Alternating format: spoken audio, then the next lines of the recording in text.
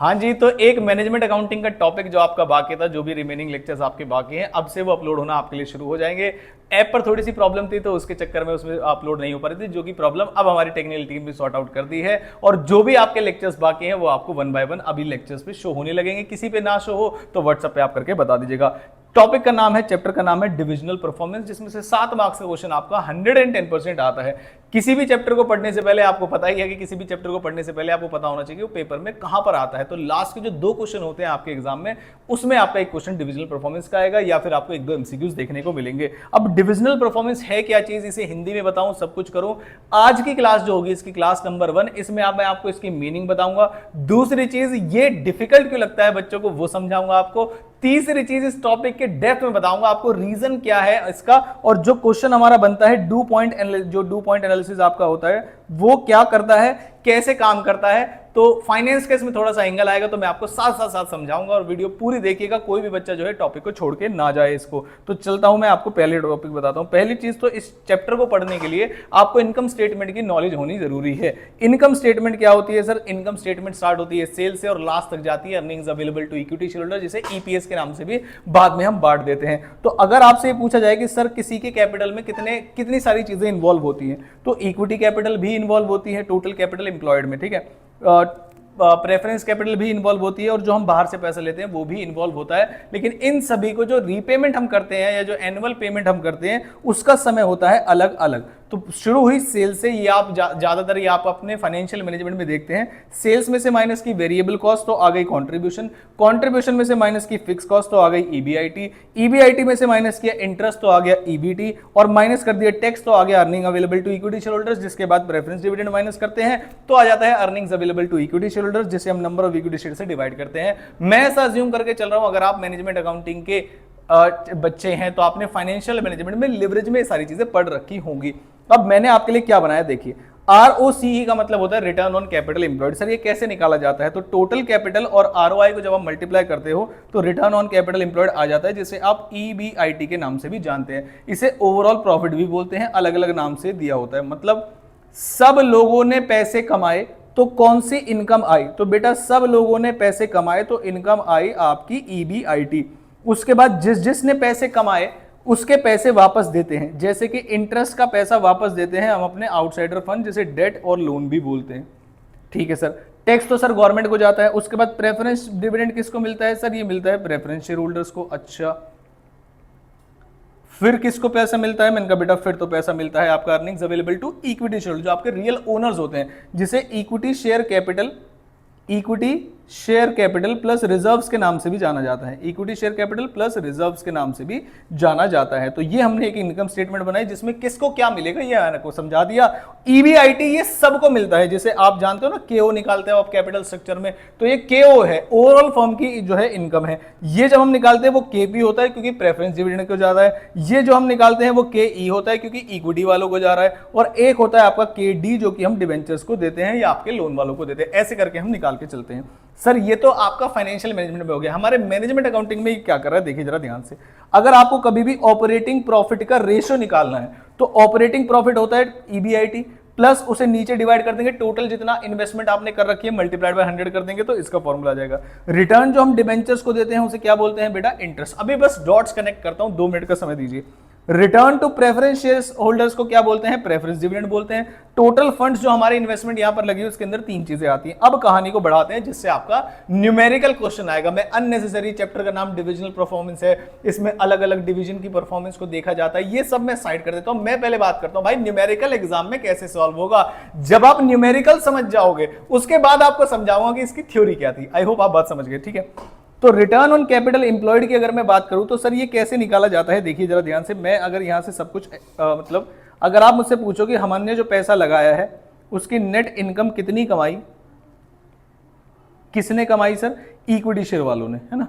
इसी को बोलते हैं रिटर्न ऑन या रिटर्न ऑन इक्विटी। लेकिन इसके 3 हिस्से कर दिए जाते हैं। ड्यू पॉइंट कुछ भी नहीं है। ड्यू पॉइंट पता है क्या कहता है? ड्यू पॉइंट एनालिसिस ये कहता है तुम्हें दिख रहा है कुछ और है कुछ और। जैसे मैंने कहा किसी बच्चे के मार्क्स आए 60 नंबर, बताओ अच्छे मार्क्स या बुरे मार्क्स। तो अगर ये 11th 12th वाला बच्चा कोई देख रहा है तो वो क्या कहेगा? सर ये तो बहुत घटिया मार्क्स है। 60 नंबर कोई मार्क्स होते हैं। लेकिन अगर ये कोई प्रोफेशनल कोर्स सीएमए का बच्चा देख रहा है या किसी भी प्रोफेशनल कोर्स का बच्चा देख रहा है तो वो कहेगा सर एग्जाम्शन है ये। तो इसका मतलब जो सामने दिखाई दे रहा है वो होता नहीं है, उसके अंदर बहुत सारे सब पार्ट्स होते हैं, कुछ अच्छाई होती है कुछ बुराई होती है। जैसे हम हर चीज में अच्छे नहीं हो पाते, अब मेरे पास बहुत सारे सब्जेक्ट्स हैं, आपको कोई सब्जेक्ट सबसे ज्यादा मुश्किल लग रहा होगा, ऐसे ही फाइनेंस में भी होता है, ऐसे ही ग्रुप 1 में भी होता था। तो ऐसे करके ड्यू पॉइंट क्या करता है कि आपने एक रिटर्न की बात की, जैसे फॉर एग्जाम्पल मैंने कहा एक कंपनी की रिटर्न 10% है और एक कंपनी की रिटर्न 15% है, तो आप क्या कहोगे, बेटा मुझे ये वाली कंपनी अच्छी लग रही है। लेकिन इसके पीछे बहुत सारे कारण हैं कि ये 15% क्यों है। 15% ठीक होने के 3 कारण हैं।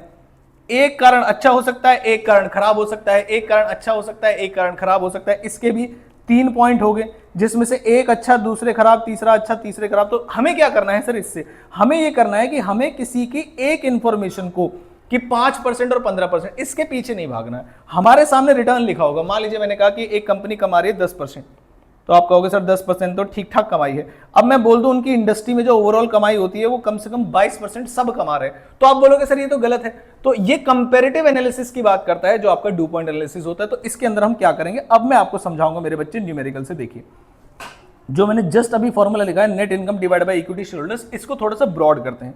ब्रॉड किया तो मैंने इस फॉर्मूले को चीर हरण कर दिया मैंने इसका। सबसे पहले मैंने लिखा नेट प्रॉफिट मार्जिन होता है कि कंपनी प्रॉफिटेबिलिटी कैसी कर रही है। फिर अपने असेट टर्नओवर रेशियो की बात करते हैं कि कितने टर्नओवर कितनी असेट्स के कंपैरिजन में हम कैसा कर रहे हैं कितने टाइम से। फिर आते हैं फाइनेंशियल लिवरेज पे, फाइनेंस के कुछ टॉपिक्स यहां पर आएंगे, वो कैसे निकाले जाते हैं।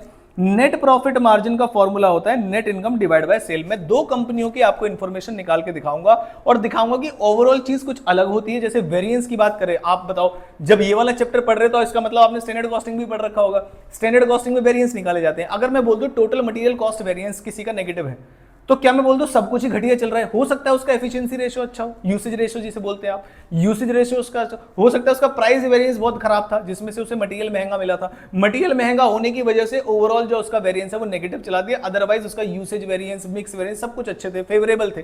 तो यहां से आप समझ सकते हैं कि भाई ओवरऑल वेरिएंस एक अलग चीज है, ओवरऑल आंसर एक अलग चीज है, अंदर उसके डिवाइड करते हैं। ठीक है, जैसे एबीसी एनालिसिस है, एबीसी एनालिसिस में भी, एबीसी कॉस्टिंग में भी हर खर्चे का एक लॉजिक होता है। तो उसके पीछे हमने एक ओवरऑल रेशियो के 3 हिस्से कर दिए हैं, जिसमें पहला net income divide by sale, जिसे बोलते हैं ऑपरेटिंग एफिशिएंसी कैसी है उसकी। Sales divide by total asset की आपकी परफॉर्मेंस कैसी है, कितने गुना सेल्स कर पा रहे हो आप। मान लीजिए 10 लाख रुपए की टोटल एसेट्स है और आप सेल कर पा रहे हो 15 लाख की, देन मींस 1.5 टाइम्स है। अगर आप 30 लाख की सेल कर पा रहे हो 10 लाख के एसेट्स पे, इसका मतलब 3 टाइम्स है। अगर आप 80 लाख की सेल्स कर पा रहे हो 10 लाख के एसेट्स पे, इसका मतलब 8 टाइम्स है। तो यहां से हम अपनी असेट्स को कितने अच्छे तरीके से यूटिलाइज कर पा रहे हो, अब ये दूसरे पॉइंट में समझ में आता है। तीसरा है आपका लिवरेज। लिवरेज समझाता हूं, देखो मैं आपको, आई होप ये समझ में आया आपको। जैसे फॉर एग्जांपल मैंने कहा अगर किसी कंपनी की नेट इनकम 10 लाख रुपए है ठीक है, और सेल्स उसकी 100 लाख रुपए है, दैट मींस ये कितने परसेंट को शो कर रहा है, 20%। अगर किसी कंपनी की 70 लाख की एसेट्स हैं और 70 लाख की सेल है और 10 लाख की एसेट्स है, दैट मींस इसका मतलब 7 टाइम्स को शो कर रहा है, 7 गुना रेवेन्यू आप कमा रहे हो। ठीक है, अब आते हैं टोटल एसेट इक्विटी वाले पे, देखो जरा ध्यान से। मान लीजिए मेरे पास टोटल एसेट है 150 लाख की, जबकि मेरे पास जो इक्विटी है मेरी वो है 50 लाख की। इसका मतलब समझते हो, मालिकों के पास 50 लाख रुपए हैं ओनली, मालिकों के पास 50 लाख रुपए हैं ओनली, और जो 100 लाख रुपए हैं, ये 50 तो मालिक वाले ये वाले, और जो 100 लाख रुपीज हैं ये तुमने डेट लिया है। तो क्या किसी भी कंपनी के लिए ये सिचुएशन अच्छी होती है क्या कि उसकी जो भी असेट्स शो हो रही हैं उसमें से मालिक वाला हिस्सा कम है और जो उधार लिया हुआ हिस्सा है वो ज्यादा है? तो ये हर कंपनी के लिए अच्छी बात नहीं है। तो अगर मैं बोलूं net income divide by sales ratio वाली बात पर, तो आप क्या बोलेंगे, higher the ratio better the situation. जितना ज्यादा होगा उतना बढ़िया होगा। सेल टू टोटल एसेट जितना गुना ज्यादा होगा उतना बढ़िया होगा। लेकिन क्या कभी भी फाइनेंशियल लिवरेज किसी के लिए अच्छी बात होती है? The answer is no, financial leverage किसी के लिए अच्छी बात नहीं होती है। इसका मतलब क्या होता है? इसका मतलब यह है कि अगर आपका फाइनेंशियल लिवरेज ज्यादा है तो मतलब मालिकों ने पैसा कम लगाया, उधार वालों से पैसा ज्यादा लिया। मैंने कहा इसके उल्टा करें तो उल्टा का मतलब मेरे पास टोटल असेट्स 150 लाख रुपीस की हैं, जिसमें से मालिकों ने पैसे लगाए हैं मान लीजिए 150 लाख। कोई फाइनेंशियल लिवरेज है ही नहीं। कितनी बेस्ट सिचुएशन है। तो higher the financial leverage worst situation, उतना ही ज्यादा रिस्क है कंपनी के पास, उधार बहुत ज्यादा लिया हुआ है। अगर किसी और कंपनी से मान लीजिए कंपेयर करें, मैंने कहा 150 लाख डिवाइड बाय 10 लाख, 10 लाख की इक्विटी है और कंपनी के पास असेट्स 140 लाख रुपए के, दैट 150 के, दैट मींस मेरे पास उधार कितने का है, 140 लाख रुपीस मैं आउटसाइडर से ले रहा हूं। तो जो लिवरेज है वो खराब चीज है। तो जो ओवरऑल प्रॉफिटेबिलिटी निकल के आती है उसके 3 हिस्से होते हैं। अब इसी चीज को और ज्यादा अच्छे से समझने के लिए हम इंस्टीट्यूट का एक एग्जांपल लेंगे। जैसे आपके स्टडी मैट में एक एग्जांपल है, बहुत सुंदर एग्जांपल बनाया गया है, उसे हम अपने तरीके से सॉल्व करेंगे, ठीक है। जैसे क्वेश्चन है, डू पॉइंट एनालिसिस हम इसमें कर रहे हैं, कंपनी ए है, कंपनी बी है, आई होप ये अमाउंट आपको विजिबल होंगे, ठीक है। एक नेट इनकम दिया है 2000 रुपए, रेवेन्यू भी दी है, रेवेन्यू को आप सेल्स बोल सकते हैं। जहां एवरेज एसेट्स लेना है, जहां एवरेज एसेट्स दिया है तो टोटल एसेट्स की जगह एवरेज एसेट्स रिप्लेस कर देगा और कुछ भी नहीं, ठीक है। एवरेज इक्विटी भी दे रखा है, ठीक है सर, सारी चीजें गिवन है मुझे। अब मुझे क्या करना है, मुझे इन दो कंपनियों का क्या करना है, कंपैरिजन करना है। तो चलिए एक बार दो कंपनी का कंपैरिजन करते हैं। हम अपने फॉर्मूले में लेकर चलते हैं और सबसे पहले निकालते हैं कंपनी ए का अलग, कंपनी बी का अलग, और साथ साथ में करेंगे कंपैरिजन, कंपनी ए, कंपनी बी, और फिर देखेंगे कि क्या कंपैरिजन है और क्या रिजल्ट आया। सबसे पहले हम निकालेंगे सबसे पहला वाला, क्या है सबसे पहला वाला sir, net profit margin. Net profit margin, net profit margin कितना है मेरे बच्चों, नेट प्रॉफिट मार्जिन कितना है? तो सर फॉर्मूला देखिए, फॉर्मूला क्या है, net income divide by sales. क्या ए कंपनी की नेट इनकम गिवन है? Answer is yes, 2000। सेल्स भी गिवन है क्या? हाँ, 8000 रुपए। तो मैं इसे 2000 डिवाइड बाय 8000 करूंगा कंपनी ए के लिए, ठीक है। 2000 divided by 8000 and let's see what is the percentage. 2000 divide by 8000 multiplied by 100। अगर आप देखें तो ये 25% शो हो रही है ना, 25%। ए कंपनी की हमने निकाल ली। यही चीज अगर हम बी कंपनी की निकाले तो बी कंपनी का होगा 2500 डिवाइड बाय 2000, 2500 2500 डिवाइडेड बाय, ये कितना है सर, ये है 20000। मैंने क्या बताया था बेटा, प्रॉफिट मार्जिन जितना ज्यादा होगा उतनी अच्छी बात है, खराब बात है? तो आंसर इज उतनी अच्छी बात है। अब मैं इसको सॉल्व करता हूं, कोई कैलकुलेशन एरर हो तो आप कैलकुलेटर से करना, मेरे पास शायद अभी फोन ही है। डिवाइड किया मैंने मेरे बच्चों 20,000 रुपए से, मल्टीप्लाई करेंगे 100 से तो 12.5% आ गया। अब आप मुझे बताइए which company is better in this case, तो you will say company A is better in case of net profit margin is considered. Company A is better, overall की बात नहीं कर रहे अब, ठीक है सर, ये तो समझ में आ गया। इस कंपनी का जो प्रॉफिटेबिलिटी रेशियो है वो अच्छा है। अच्छा सर, पॉइंट नंबर 2 पे आते हैं। पॉइंट नंबर 2 पे हम कौन सी वाली इंफॉर्मेशन देखते हैं sir, total asset turnover ratio, ठीक है सर। तो ऊपर जाएगा टर्नओवर यानी सेल्स और नीचे जाएगी total assets, sales divided by total assets करके चलेंगे हम। अब इस कंपनी में कितने गुना सेल्स की जाती है उनके दी गई असेट्स के कंपैरिजन में। अगर मैं बोलूं कि गुप्ता जी बर्गर वाले बर्गर बेचते हैं, ठीक है, ध्यान से सुनिएगा, गुप्ता जी बर्गर वाले बर्गर बेचते हैं, उन्होंने अपने ठेले पे 1 लाख रुपए की इन्वेस्टमेंट की है, जबकि उनकी मंथली सेल 5 लाख रुपए है। ध्यान से सुनिएगा, मैं कहूं अगर रिलायंस की सेल की बात करूं तो बेटा उनकी मंथली सेल 200 करोड़ रुपए है। अब अगर मैं इसे कंपैरेटिव फिगर्स में लिखूंगा तो आपको वैसे तो लग रहा है रिलायंस की बहुत ज्यादा है, लेकिन अगर मैं कहूं आपसे ये 5 गुना है, कितने गुना है? 5 गुना।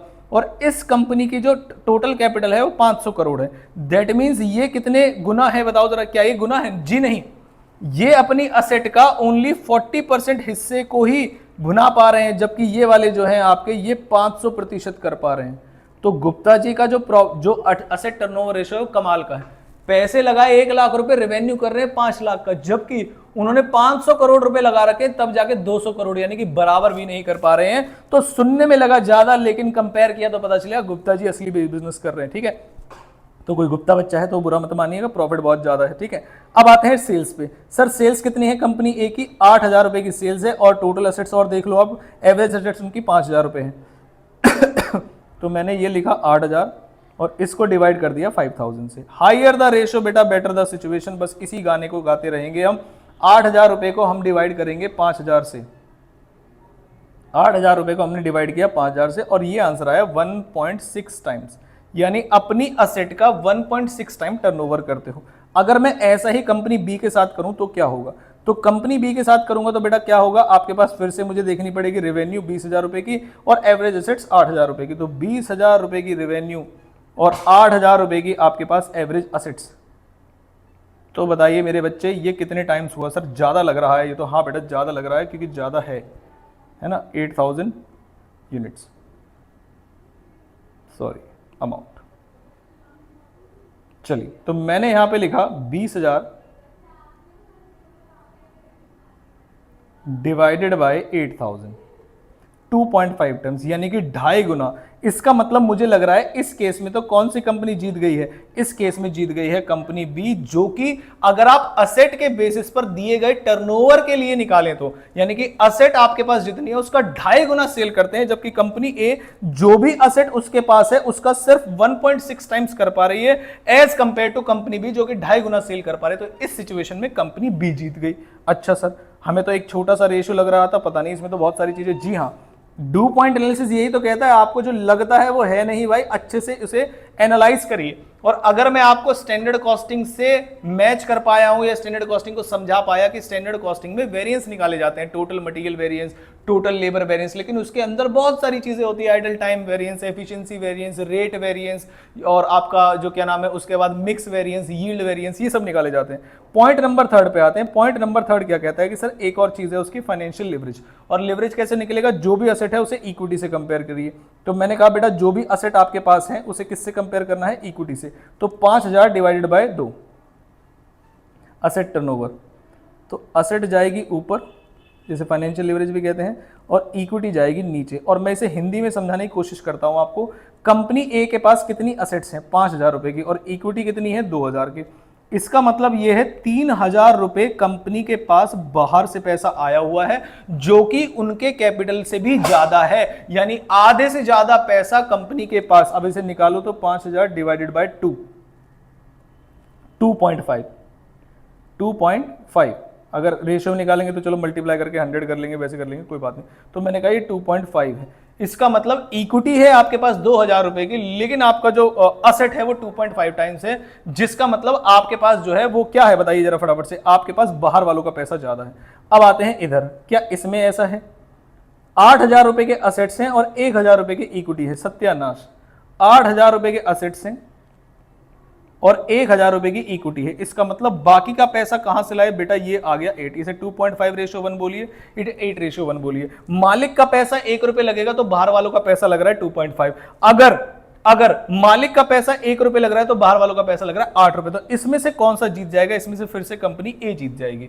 तो यानी कि आंसर हमारे पास एक ही आएगा। अगर आप मुझसे आंसर की बात करेंगे, आंसर है ROE और उसका जवाब है net income upon equity share holders. लेकिन ROE, अब सर कैसे निकालें ROE, मैंने कहा जो तीनों चीजें निकाली आपने ABC, उन तीनों को मल्टीप्लाई कर दो। क्या क्या है सर, 25%, 1.6 और 2.5, 25%, 1.6 और 2.5, है ना। और यहां पर आ जाते हैं, यहां पर कितना था 12.5%, 12.5% multiplied by 2.5 multiplied by 8, multiplied by 8, है ना। चलिए मल्टीप्लाई करते हैं इसको। तो मैंने पहले लिखा 25%, नहीं भी दबाएंगे तब भी काम चल जाएगा, multiplied by 6 multiplied by 2.5, 2.5 multiplied by 1.6 multiplied by 0.25, 1। इनका कितना आ रहा है एक बार मैं मैच कर लेता हूँ, 1 आ रहा है, ठीक है। तो हमने लिखा 1, परसेंटेज यूज कर लेना या 0.25 लगा देना, ये आ गया आपका 1। अगर इस पे बात करूं तो 0.125 अगर परसेंटेज लगाने के बाद काम करें तो मल्टीप्लाइड बाय 2.5 मल्टीप्लाइड बाय 8, ये आ रहा है 2.5। तो अगर आप ओवरऑल देखें तो कौन सी कंपनी जीत रही है, अगर तीनों को मल्टीप्लाई करें तो ओवरऑल देखें तो सर बी कंपनी जीत रही है, क्योंकि इसका ROE ज्यादा आ रहा है अगर आप नॉर्मल आंसर से देखें तो। लेकिन जब आप इसको सब पार्ट्स में बांटते हैं तो आपने देखा कई जगह ऐसी आई जिसमें कंपनी ए जीत रही थी, कई जगह ऐसी आई जिसमें कंपनी बी जीत रही थी, और कई जगह ऐसी आई जिसमें कंपनी ए जीत रही थी। फिर से एक बार आपको मैं समझाता हूं, देखिए पहला वाला था net profit margin. Net profit margin में क्या कहा जाता है, मैंने कहा सर इसी के नीचे लिख दूं क्या, नेट प्रॉफिट, और साथ साथ नोट कर लेना इसको, higher the ratio better the situation. जितना ज्यादा रेशियो होगा उतनी बढ़िया सिचुएशन होगी। दूसरे वाले में चलते हैं, क्या ये भी यही कहता है, मैंने कहा हाँ। ये कहता क्या है पहले से हिंदी में तो समझो, कितनी असेट लगाई हुई है जिसमें कितने गुना के रेवेन्यू कर रहे हो, तो जितना ज्यादा होगा उतना बढ़िया होगा ना। तो इसमें भी सेम चीज चिपकाएंगे हम, higher the ratio better the situation. आप इस चैप्टर को बेटा तभी समझ पाओगे जब आप मेरे साथ जो मैं एग्जांपल आपको बता रहा हूं, जैसे आपने स्टैंडर्ड कॉस्टिंग पढ़ी है तो वेरिएंस निकाले जाते हैं, तो उसमें आप समझ में आ गया होगा आपको। एबीसी अगर आपने पढ़ा है तो एबीसी कॉस्टिंग जो ओवरहेड्स का एक्सटेंडेड वर्जन है, जिसके अंदर हर एक खर्चे का जस्टिफिकेशन होता है। ऐसे ही यहां पर ये कह रहे हैं कि ओवरऑल आंसर जो आ गया है आपका कि कंपनी ए का आरओई 1 है और कंपनी बी का आरओई 2.5 है, तो कंपनी बी पे टूट पड़ो। जी नहीं, दो सिचुएशंस ऐसी आई जिसमें कंपनी ए जीत रही थी। देखो टोटल सिचुएशन कितनी थी, 3, यानी कि कंपनी ए का नेट प्रॉफिट मार्जिन ज्यादा है, कंपनी ए का आपके पास फाइनेंशियल लिवरेज ज्यादा है, इसकी वजह से कंपनी ए जीत रही थी। तो वैसे तो इसका लिवरेज ज्यादा है, तो इसमें कौन जीतेगा बेटा, लिवरेज कम चाहिए, हमें कम चाहिए, तो इसमें कौन जीतेगा 2.5, यानी कंपनी बी जीतेगी। इसमें मैंने ए लिख दिया। तो दो पहलू ऐसे थे जिसमें कंपनी बी खरा उतर रही है। कंपनी बी अपने असेट को अच्छे तरीके से यूटिलाइज कर रही है और कंपनी बी के पास जो है मैं बी को लिख रहा हूं इसमें बार बार ए, कंपनी बी के पास उधार लोगों का पैसा बहुत है, जबकि कंपनी ए के पास जो है फाइनेंशियल लिवरेज कम है, इसके पास उधार बहुत ज्यादा है, कभी भी गड़बड़ आ सकती है। लेकिन हाँ, अगर आप बात करो कि परफॉर्मेंस किसकी ज्यादा है, तो भाई कंपनी ए अपनी एसेट्स को 1.6 टाइम्स को ही सेल्स रेवेन्यू में कन्वर्ट कर पा रही है, जबकि कंपनी बी 2.2 गुने से भी ज्यादा कर पा रही है। तो अगर आप इंडिविजुअल एस्पेक्ट पे देखोगे तो कौन सी कंपनी जीत रही है, तो सर हर एक पैरामीटर बिल्कुल अलग है। ये देखता है उसकी प्रॉफिटेबिलिटी कितनी है, इसमें 25% थी, इसमें सिर्फ 12.5% थी, तो हैंड्स डाउन ए जीत रही थी। लेकिन अगर आप बात करो असेट टर्नओवर की, तो उसमें कौन जीत रहा है, उसमें ये जीत रही है। अगर आप बात करो असेट इक्विटी यानी कि लिवरेज किसमें ज्यादा है, जैसे लिवरेज बोलते हैं, तो इसमें हम देखेंगे, इसमें हम लिखेंगे हायर लोअर द रेशियो, जितना कम होगा लोअर द फाइनेंशियल लिवरेज, जितना कम होगा lower the financial leverage less financial risk, उतना ही कम आपका फाइनेंशियल रिस्क होगा। तो 3 चीजों के बारे में हमने बात की। ये जो क्लास है ये आपकी सिर्फ और सिर्फ इंट्रोडक्शन क्लास है कि व्हाट इज डिविजनल परफॉर्मेंस, और एक एग्जांपल से मैंने आपको समझाने की कोशिश की कि डिविजनल परफॉर्मेंस एक्चुअल में है क्या। हर एक्सपेक्ट को उसे बताया कि डिविजनल परफॉर्मेंस का मतलब ये होता है कि ये एक बच्चे की मार्कशीट है और उसके 200 नंबर आए, उसके क्या आए 200 नंबर आए, ठीक है। ये मान लीजिए ग्रुप 1 की मार्कशीट है, सीएम में इंटर की, सीएम में इंटर की ग्रुप 1 की मार्कशीट है, जिसमें आपको एक बच्चे के 200 नंबर आए। तो आप बोलोगे सर ये बच्चा बाउंड्री लाइन पे पास हुआ है, बस फेल होते होते रह गया, ऐसा ही तो कंक्लूजन निकालोगे। लेकिन मैंने कहा जब मैं आपको इसकी मार्कशीट दिखाऊंगा ना, लॉ का पेपर हुआ, अकाउंट्स का पेपर हुआ, ठीक है, उसके बाद टैक्स का पेपर हुआ, उसके बाद कॉस्ट का पेपर हुआ। अब देखते हैं बच्चा है कैसा। मैंने कहा भाई साहब ये बच्चा बाउंड्री लाइन पे पास होने वाला है। 40 नंबर आए, 40 नंबर आए, 40 नंबर आए। अब कितने नंबर बचे सर, या 2 में मैंने 40 बता दिए, ठीक है। अब टैक्स के बारे में बात करते हैं। 80 हो गया और ये हो गया 50, तो कितना हो गया 130 नहीं 60। क्या अब आप इसे बच्चे को एवरेज बच्चा बोलने की गलती करेंगे? नो।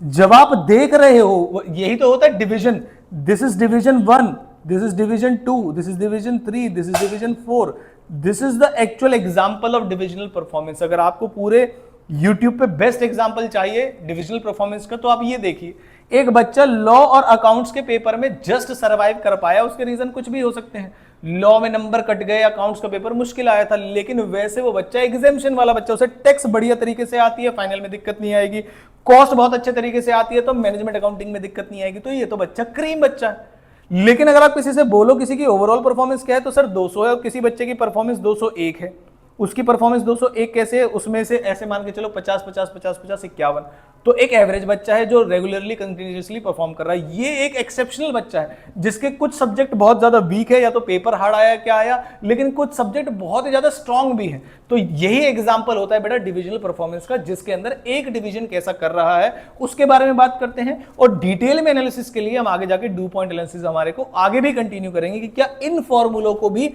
और ओपन किया जा सकता है और कोई इसको बर्डन ना समझे। इसे देखने में सच में मजा आता है कि क्या सच में ऐसा होता है कि बाहर से देख के कुछ और लग रहा है और अंदर से देख के कुछ और होता है। Answer is yes. बाहर से देखने में कुछ और लग रहा था, अंदर से देखने में पता चला। अब आपके इन्वेस्टर की बात है। एक टॉपिक आपने पढ़ा होगा इन्वेस्टमेंट डिसीजन, उससे भी मैं आपको इससे कंपेयर करके बता सकता हूं। इन्वेस्टमेंट डिसीजन में बहुत सारी टेक्निक होती है। एक होता है आपका पे बैक पीरियड, तो जिसके पैसे जल्दी आ जाएंगे, less the pay back period उतना ज्यादा बढ़िया रहेगा।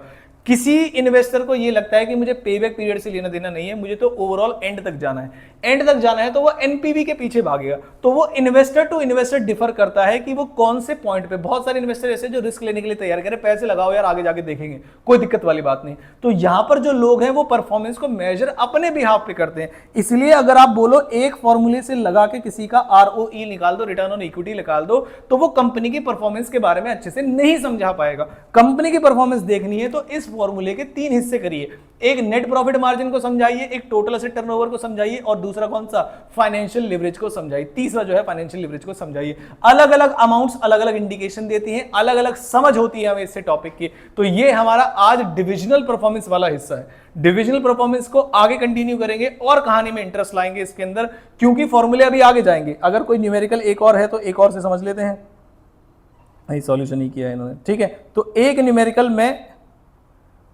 न्यूमेरिकल आप नोट करिए बच्चों, ठीक है, इसी के साथ में, और आप मुझे बताइएगा कि क्या क्या बातचीत होगी इसमें, ठीक है, और कौन सी कंपनी अच्छी होगी। इस कंपनी के पास 4,000 की इनकम है, 6,000 की रेवेन्यू है, 3,000 के एसेट्स हैं और 1,500 की इक्विटी है, ठीक। इसकी बात करें अगर तो 3,000 के इसके पास क्या है, देखिए जरा, नेट इनकम, ये बिल्कुल इसके सामने लिख रहा हूं। रेवेन्यू की बात करें तो 24,000 की रेवेन्यू है। एवरेज एसेट्स की बात करें तो एवरेज एसेट्स इनके पास 6,000 है, ठीक है। आप इसे सॉल्व करिएगा और कंक्लूजन्स बताइएगा कि क्या आएंगे। और अगर इसकी बात करूं तो ये इसके में भी 1,500 ही है। चलो अब देखते हैं आप कौन सी कंपनी को ओवरऑल अच्छा बताते हैं, पहली चीज तो, और सभी के एनालिसिस लिखिएगा कि कौन सी कंपनी का प्रॉफिटेबल मार्जिन यानी प्रॉफिटेबिलिटी मार्जिन अच्छा है, कौन सी कंपनी का एसेट टर्नओवर अच्छा है, और कौन सी कंपनी का फाइनेंशियल लेवरेज कम है। तीनों को मल्टीप्लाई करिएगा और फिर देखिएगा ओवरऑल बेस्ट कंपनी कौन सी लग रही है। तो ये एक छोटा सा एग्जांपल है, आगे कंटिन्यू करेंगे, मिलता हूं आगे, धन्यवाद।